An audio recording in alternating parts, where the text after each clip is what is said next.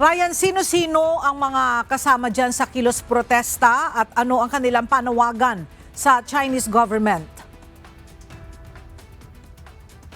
Mga estudyante, mga magulang, pero ang karamihan sa mga sumama sa kilos protesta, may mga kaanak na mga mangingisda. Panawagan nila sa China, itigil ang panggigipit sa mga Pilipinong mangingisda.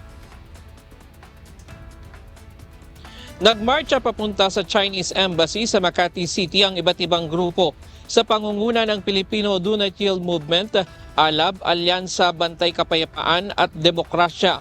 Bago mag-alas 10 ng umaga, nagprograma sa harapan ng Chinese Embassy ang grupo. Nag-die-in sila na sumisimboliko sa mga mamamatay na Pilipino dahil sa panggigipit sa mga ordinaryong mangingisda ng mga Chinese Coast Guard. Sinira at sinunog din nila ang effigy ng barko ng Chinese Coast Guard.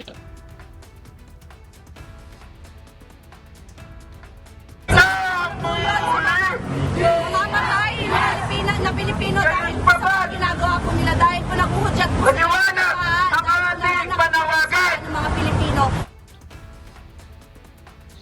Ito ay bilang pagkondina sa pinakabagong panghaharas ng China sa mga Pilipinong mangingisda, kung saan ngayon ay direktang pinatamaan na ng water cannon ang mga mangingisda ng mga barko ng China. Sabi ni Giselle, tagapagsalita ng Do Not Yield o Filipino Do Not Yield Movement, ramdam nila ang ginagawa sa mga mangingisda sa Skoda Shoal dahil sila man ay kaanak ng mga mangingisda.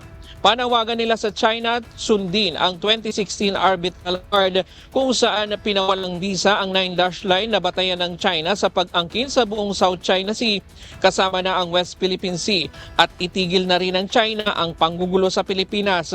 Tumagal lamang ng 20 minuto ang kanilang programa at nagmarcha na sila paalis at tiniyak din ng grupo kanina bago sila umalis doon sa tanggapan ng Chinese Embassy na wala silang iniwan doon sa mga kalat nila doon sa tanggapan. Diyan muna ang latest mula dito sa Makati City. Balik sa iyo, Ella.